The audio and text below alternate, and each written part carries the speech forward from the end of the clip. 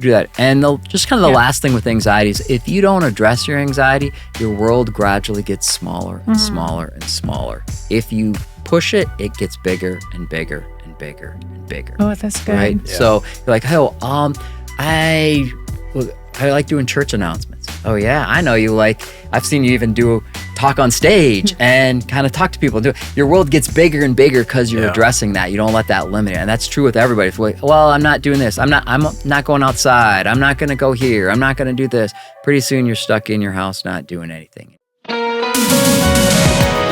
This is Ryan and Michelle, and welcome to the Celebrate MarriageCast, where we hope to restore and reclaim godly marriages through honest, real conversations. Welcome to our show today. Welcome to episode 123. 123, Ryan. 123. That's I so love it. fun. Yeah. And we are diving into some mental health topics that impact so many people. There's a chance that your spouse or yourself or someone in your family have one of these two that we're talking about today. So we are going to dive in deep. We're so glad to have you back, Tony. Tony Boer with Sioux Empire Christian Counseling is joining us on our show today. Welcome, Tony. Thanks for having me back. Let's dig deep now, right? Yeah. So, Tony, last week we kind of gave an overview of mental health and what it is. And today we thought we'd dive a little deeper into probably the two biggest, and that's depression and anxiety. Correct. Yeah. Yeah, studies in the U.S., I have the stat. Studies in the U.S. alone show that 1 in 5 adults experience anxiety or depression. This is more staggering that was in 2022. Then in 2023, 40% of high school students reported persistent sadness or hopelessness. It's a very real and serious situation, and we're just really glad to have you here to talk about it and to talk about, if this is our spouse, how can we support them? Right.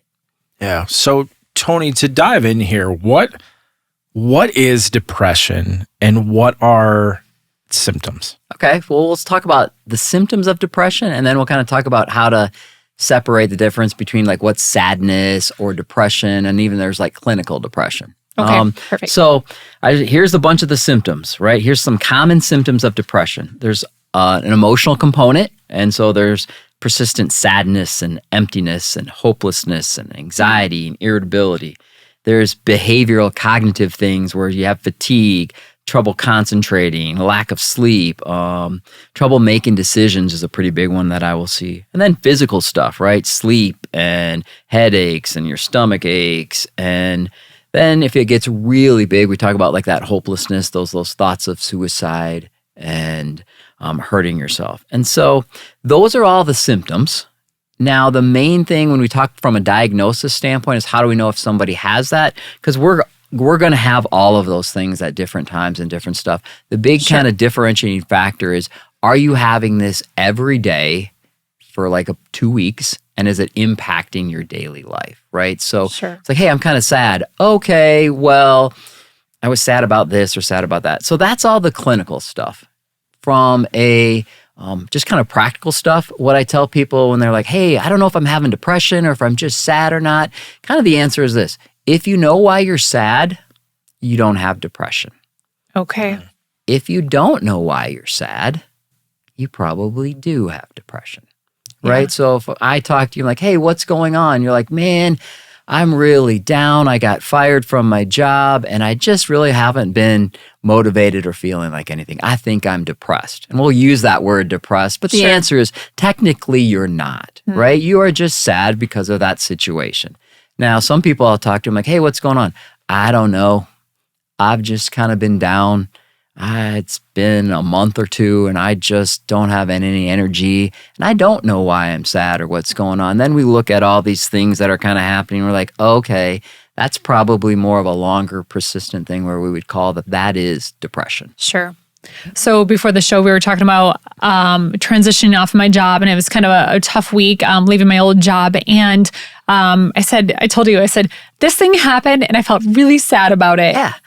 But I knew exactly why it was. Now, in high school, going into high school, I was in middle school, my dad passed away and I knew exactly why I was sad, but it lasted so long that I do feel like that was for me, depression in my younger years, because even, into my early 20s, it was just a sadness. I knew why, but it was extended. Would that be, that would be depression then, because it impacts your day, and it's more than 2 weeks long, and it's big, and it keeps lasting. When we talk about grief, it's kind of an interesting thing. When someone loses somebody close, they always like, I'm depressed. From a clinical standpoint, we can't diagnose you as having depression for 6 months. Wow. Right? Because what we're saying is all these feelings that we just, the sadness, the fatigue, the stomach aches, that's all going to kind of fall under that category of normal for about 6 months. But then after that, we're like, man, things should start be going a little bit better. And so when you talk about having those longer chunks of time, it's like, yeah, I know what it is, and I can't. I'm just not having I'm having trouble moving forward and moving on. We would say that's depression. Sure.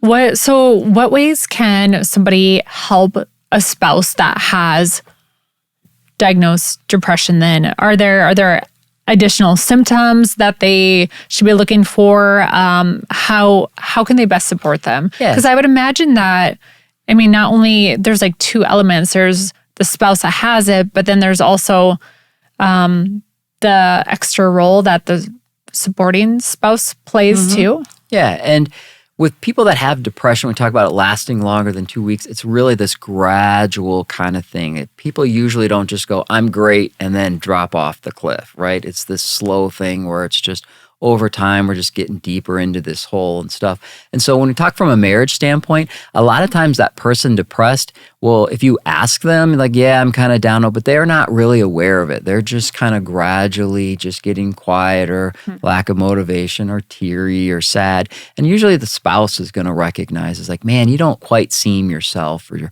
don't quite seem like you're doing okay. And typically spouses notice that lack of motivation, that lack of just, a lot of times we call it like joy. When's the last time you felt joy? And they're like, I don't know. Sure. It's like, oh, that's kind of a bad sign. You should be going up and down. And so from a standpoint for your spouse, from a spouse, is recognizing if someone's asking you like, hey, you seem kind of down, or you seem kind of quiet, or you don't have so much energy, or you kind of lost your smile or your joy. If you're hearing that from your spouse, really slow down and take that in, because that probably means they're noticing something that's been there for a while, and you're so used to calling it, oh, it's just normal, that sometimes that's hard to hear, but it's just to kind of recognize, okay, that doesn't mean anything's terrible or bad. It means we just got to address something. We got to fix something. We got to make a plan, because one thing you can ask your spouse a lot of times is, are you happy? Right? Are you doing good? I'll ask people, when was the last time you felt joy? And you will see people just really think. Yeah. And it's kind of like, oh, I feel bad. I'm like, God, we got to figure this out. We got to help you, because if it takes you that long to figure out when joy is, and sometimes you get such in that rut and kind of doing life and doing things and going that they don't even think about it. I'll have women say, it's like, man, I don't know. I know I had joy when my kids were born. Wow. And they're like 4 or 5 now, right? Yeah. Like, like, okay, well, what else? They always go like, well, my wedding day was joyful. Wow. Having kids was joyful. But we're talking like, I don't know. And then belly laughing at the table. Like, when does that stuff happen, right? When you're on a date with your spouse and you have a belly laugh, or with your kids, right? And you're just feeling that high of that joy, right? Those types of moments. Your spouse will notice that, oh, we haven't had a good belly laugh on a date or stuff, but you might not, because you're kind of in that. And then when they're thinking, they're like, man, it has been a while since I felt some joy. Or now, even that's all your spouse is telling you. They're not telling you anything terrible, just that. Lack of motivation, you said. So that, or you said something about not doing the things that they used to. So maybe if they're not, I don't know, they like to play pickleball and they're not going, would that be an example? Or maybe the household chores that they used to do are piling up, or things like that. Yeah, so lack of motivation is kind of twofold. One is they're not going to do stuff around the house. You'll hear stories of, well, I'm just sit and watch TV, or I'll scroll on my phone, or just kind of check out. They just numb out. And then they don't like going out and being around people. Okay. Right. And so then they won't go out, like you said, or play pickleball, or go, they say, I'll just stay home. Nah, I don't really feel like going to that. And they have a good answer, or they can make it sound like it's a good answer, but it actually isn't. It's like the answer really is, I don't feel like going out. Well, that actually isn't you. you used to like to go out. So that's kind of a thing. If something's changed, let's go and look at that and address that. Sure. And some people are just introverts, but especially if they used to like to go do that and then they don't. Yeah, absolutely. Absolutely. So, Tony, how do we, as we look at this, and let's say, one of the things that the very last thing you reference as we're talking about depression is that severe, right? Where there's thoughts of self-harm, thoughts of suicide. What are some indications that somebody might be there? Yeah. The first thing is take that serious. If you hear that, whether that's a kid, whether that's an adult, whether that's your spouses, if you hear someone saying things like, man, I don't want to go on, I don't want to live, I don't want to just like, whoa, that's pretty serious. We need to address that and talk about that. The problem is lots of times people that are depressed don't really want to say that or acknowledge that because it's embarrassing or it feels terrible or bad. And we just got to kind of go back to the physical stuff is, yes, if you are sick and you throw up, that is kind of embarrassing and not cool, right? So when you're like, hey, you go back to work, oh man, I was throwing up. And you're not telling everybody that, right? There's a little bit of that embarrassed, but we're not like, really? You had the flu and you threw up? That's not, what's up with that? It's actually the same thing as, you don't have any hope. You don't have any energy. You're feeling terrible. And the next thought is, you don't always know if you want to go on and live. Okay, that kind of makes sense. There's nothing terrible or bad. We need to fix that. We need to address that, but it's okay. So if you are having those thoughts, don't be afraid to tell your spouse and say that. It's part of when you're depressed, right? Throwing up is part of when you have the flu. When you're super depressed, you are going to have times where you feel that way. Bring them up, talk about them so people can help you. So what do you do, Tony, if that situation arises? Yeah. What do you do as a spouse? Like, I understand talking about it. Yeah, talk about it. And the other thing is get them help. Well, they're going to be mad or they're not going to like that, right? Don't care. We need to get them help. And it's just like physical health, right? If you go, I saw someone, they're in a car accident and they're unconscious and they're bleeding. Man, I don't know if I want to call an ambulance because they're going to be really mad and upset and I didn't really talk to them and they might be kind of embarrassed and who knows if they really wanted to go to the doctor. Like, no, we see a hurting person. We're going to do that. Analogy. And so it's the same thing as if you see your spouse and they're really hurting, we're going to bring them to the hospital. Everything else we can sort out later. But if you are really feeling that way, step number one is we got to keep you safe. Right? If someone's in a car accident, they're bleeding, step number one, we got to get you healthy. Then we can figure out who's going to pay for the ambulance and all those things. Tony, what does that look like in Sioux Falls? Where specifically would they go? And there's also a phone number, right, that they can call. Can you share those resources? You can always call 988, which is the helpline. If you're feeling that suicidal, right? People will talk to you and help you and they'll give you, they can talk you through that. Sometimes they can give you, different things. Because here's what's something kind of interesting is suicide hotlines work really well. And if you think about this, a total stranger can convince you to live, which is really weird. But what that means is why they work is because when you have that thought, you're not in a good spot. You're not in your right mind, right? It's like, hey, I don't want to live anymore. Everything seems terrible and bad. So I need to, as soon as somebody else starts talking to you like, hey, let's kind of work through this. And you start to slow down and you kind of get back in your brain. Oh, yeah, I guess there are some other options. I guess there are some other things. And so also no judgment either, right? They don't know you. Yeah. Right. And so you can call 988, you can text them, and there's that stuff. The other good thing is you can go to Avera Behavioral and you go in there and they actually just do what's called an assessment. They talk to you. Let's see where you're at, how you're doing. Do you need to come to the hospital? Are there other resources? Are there other things to do? So because someone's bringing you to the hospital doesn't mean you're going to get admitted and you're going to be there for 3 weeks and everything's going to be crazy. No, they're going to go there and like, let's do an assessment. Let's see where you're at, what's going on. Is this something that we can work with outpatient, inpatient? And here's the other thing to kind of think of. Worst case scenarios, if you go to the hospital, do you guys know what the average stay is? No, I don't. It's only a couple days, right? All they're doing is We're just trying to get you stable, and then we're going to get you back and kind of doing those things. So don't be afraid of that. But yeah, there's lots of places where you can go to get help, to talk, because when you're in that deep pit and it's hard to think straight and it's hard to come up with options and things, and you may not be able to come up with any options, a total stranger can come and help you, give you some options. Yeah. And so if you're that spouse, don't be afraid. Hey, call in. Say, we're going to go to the hospital. We're going to go check and see. If I'm wrong and they say send you home, great, cool. I just want to make sure you're safe. Yeah, that's great. It's really important. Yeah. That's great. Tony, thank you so much for that. And yeah, could be life-saving information. Yeah. So thank you for sharing that. Ryan, did you have anything more on that section there before we're going to transition to anxiety, but I don't want to. Yeah, I mean, I think just on the flip side, like how do you tell if someone like is doing well, like someone's doing well with their, if they're having depression, like good question. How does that show up? If they're doing well, it's the kind of the same symptoms back. Oh, I start to see them smiling a little bit more. They seem a little bit brighter.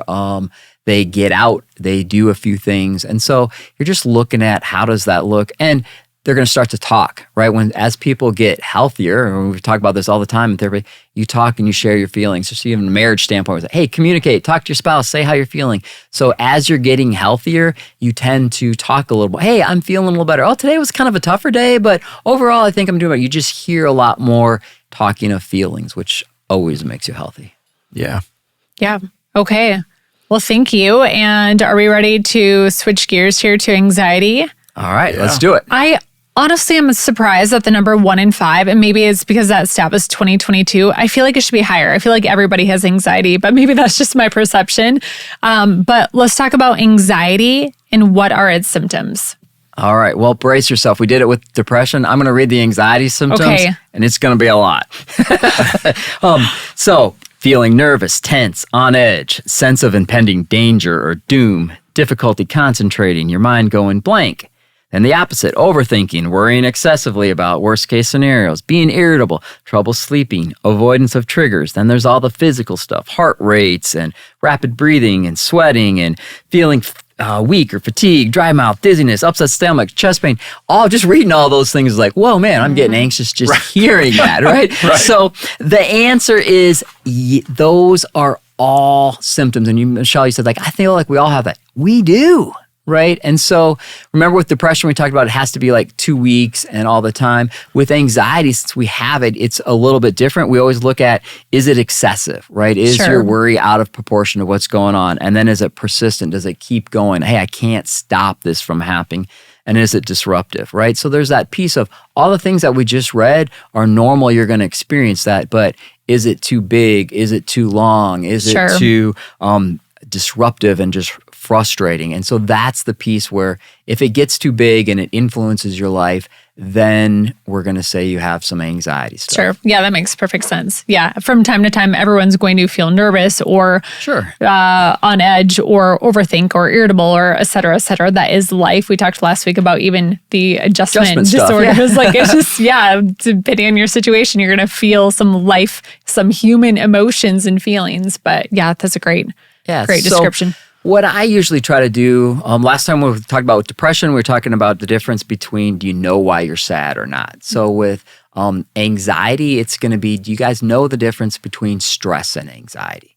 Right? I don't think I do. Yeah. I was just going to ask that question because as I'm reading this, I'm like, oh man, it seems stress. I don't know, but maybe there's not. I'm curious. So I always want people like, stress is normal and it makes sense. Okay. Right? Anxiety isn't normal, doesn't make sense. So if you say, I have to give I have to go on a podcast and talk, I'm all nervous. Okay.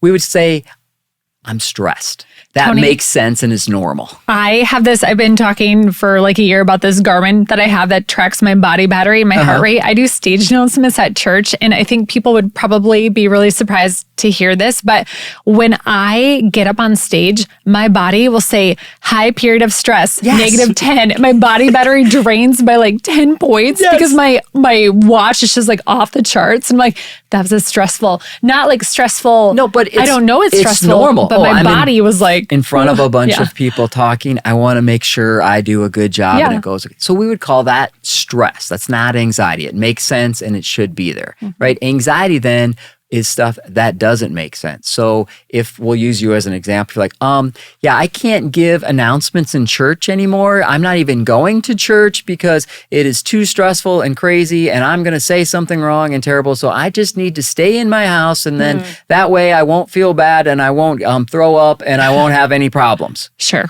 That makes no sense. One extreme. Right. We just take that to the extreme. Yeah. And why that's so important is if you don't deal with your stress, it's going to turn into anxiety, right? We just ignore it. Then all of a sudden it doesn't make sense. Then we're dealing with, and with anxiety, we talk about it doesn't make sense. It's like, stress. I want to wash my hands because I don't want to get sick or have any germs.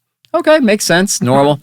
The person that has anxiety high or OCD, right, which is another form of anxiety. I got to wash my hands 14 times so I don't get sick.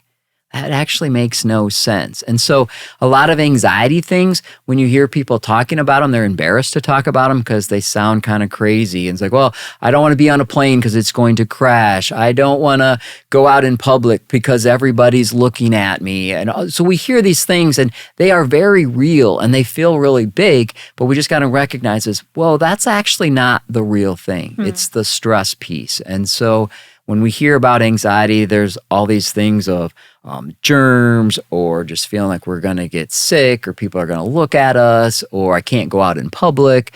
And we end up focusing on the things that don't make sense and trying to figure that out instead of just sometimes acknowledging, I'm stressed. So like, what are you going to do before you go and make an announcement in church?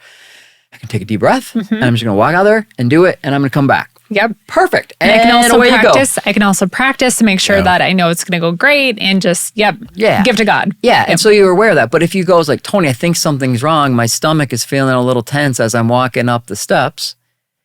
If you're not paying attention to that, there's something wrong. You go, no, I'm not doing it. I can't do this. If you know it's like, this is the right feeling. It's okay. That's that feeling. I'm supposed to feel that right now. There's nothing to fix. And that's why it's so important to identify stress is a lot of times we don't have to fix it. It is the right feeling at the right time. This is kind of a side question then. Can stress, if you don't manage it in a healthy way, create anxiety? Is that what you're saying or no? Or is that too? If you don't deal with your stress, it's going to, because what happens is you have stress. So let's say, I'm going to pick on you. Your example works good. It's like, there's something wrong. I'm feeling nervous when I have to go up on stage. Well, that's dumb. I shouldn't have to do that. Everybody else I see up on stage is doing just fine and okay. There must be, and so when we're trying to solve that stress, if we can't solve it because it's a normal problem, we blame ourselves. It must be me. Everybody else can make announcements in church, okay, but I can't. It must be me. There's something wrong with me. Now we start, as soon as we have that something wrong with me, then it kind of comes into this big anxiety, right? But if we deal with the stress, we just stop that. It's like, I'm feeling a little nervous by going up on stage. Okay, you do fine. There's tons of people that would never even want to do an announcement on stage. So you're great, you're cool. So you just kind of work your way through that and do that. But if you don't deal with that stress, you try to come up with some answer and we blame ourselves. And then that's when all the stuff of anxiety kicks in. Yeah, that makes sense. That makes sense. Yeah. So Tony, how can we help others with this? How can we engage with people that minimizes anxiety? And then how do we help others maybe overcome their anxieties? So with depression, we talked about coming alongside them, supporting them, encouraging them, and helping them go and do stuff. With anxiety, it's a little bit different because remember, anxiety gets this really big thing that doesn't make sense. And so to help people with anxiety, unfortunately, you usually have to have them have some other help, right? Either that's, hey, you're going to have some medicine to help you work through some of that stuff. And you're going to have to be a little bit firm, right? So if you think about anxiety with a common one is a kid that doesn't want to go to school. I don't want to go to school. I'm having anxiety. He is having anxiety and all that stuff's true. The answer isn't to stay home and maybe go the next day. Because then anxiety gets bigger. Well, maybe next week. The answer is like, no, sorry, buddy. We're going to school. I can't, right? And then we're like, all right, so let's take a deep breath. And so you work with, here's some things that we can do to help you when you're at school. instead of having that discussion, well, I can't go to school. It's like, nope, you're going. That's non-negotiable. But while you're at school, here's some things we can do. We could do some deep breaths and stuff. So with the spouse, it's kind of that same thing. If you go, well, I hope your anxiety gets better. Yeah, I'm trying. The person with anxiety has to put themselves in uncomfortable spots, right? If you said, hey, I'm never going to do another announcement again, and you came into therapy for that, I'd have some bad news. At some point, it's like, hey, guess what? You're going to go do an announcement. Yeah. Oh, no. I'm like, nope, we'll talk about it. We'll work it through it, but you're going to do it. Yeah. Right? Yeah. And so there's that piece of like that you have to have people around you that are going to hold you accountable and support you. And so you always just come back to the person that has anxiety. Do you want to go see your grandchild? Well, yeah. Well, then you're going to have to go on a plane, and we're going to do the hard stuff. And you know what? You might be scared on that plane the whole time, but when you get there, it's going to be good. And we can give you some ways to go back. But, well, how can I do this with? Nope, you're going to have to do the hard work. And so it's just really about standing with somebody and kind of encouraging them to do that. But it's a little tougher.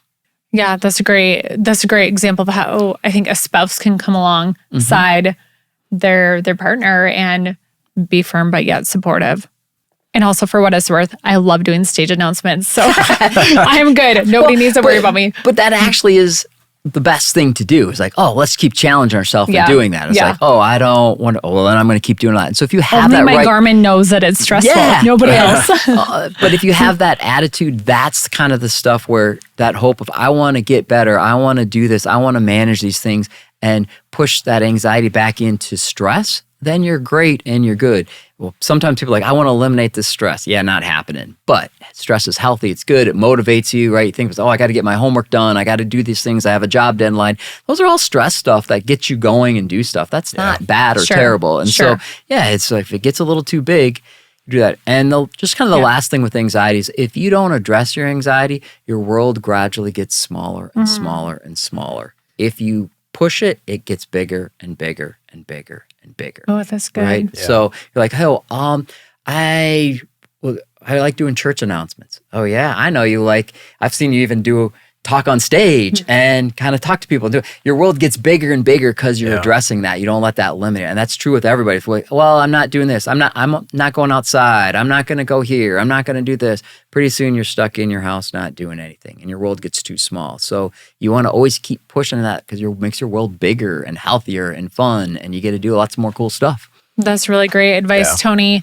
Guys, do you have anything else on anxiety or just in general as we wrap up here? I feel like those analogies are super helpful, Tony, and even to just learn the differences between some of the terminology and what's normal and what's kind of a little bit more.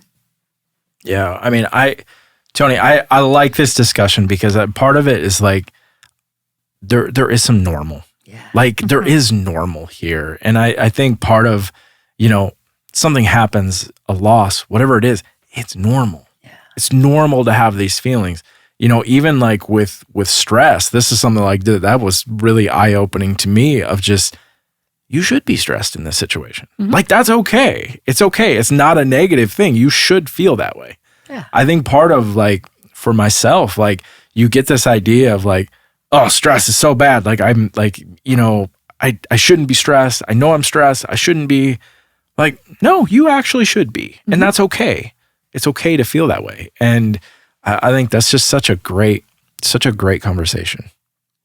Thank you for being on our show, Tony. But do you want to do one more plug for the special event that you have coming up? Sure. On February 11, from 6:30 to 8:30, at Parker's Bistro, it's free. A generous donor has said they just want to help marriages get better and stronger and grow. So they want to pour into that. So that's just awesome and cool. Amazing. Parker's is fancy. I love that place. It's going to be cool. And it's a discussion about, we're calling it Fight Night, which is helping couples learn how to fight in a healthy way and how to take that fight all the way to the end and conclude it. Sometimes people just say, I'm sick of fighting. Yeah, me too. Let's move on. okay, that sounds cool, but you're going to repeat that fight again because you never solved it. Yeah. So call my office, 605-271-0261 if you are interested in that. I can give you some more information. Say that number one more time, Tony. Yeah, 605-271-0261. We'll write that in the show notes too. Yeah. What an amazing offer. Thank you for extending that to our listeners. I'm sure you could have filled that up with your own clients too. So thank you for letting our listeners be a part. Absolutely. You guys You're include free me clients. in my world. I'm trying to include you in my in mine. We really appreciate that. Ryan and I are actually speaking at a marriage event ourselves, and we plan on bringing your business cards to hand out because you've been such a wealth of information and truly if there's anyone that we could send someone to professionally to help with their marriage, it would be you. Well, I appreciate that. Thank you for that. Yeah. So thank you. Thank you for being on our show it's today. fun. I enjoy you guys, and we have fun talking, and you guys bring up some great stuff. So I'm happy to be here. Thank you, Tony, and thank you to our listener for joining us today on the Celebrate MarriageCast. We have resources at Celebrate.church/marriage. If you don't have a church home, we'd love to have you this upcoming weekend. You can find that information at Celebrate.church, either in person or online. We hope that you have a great week. Have a great week. Thanks.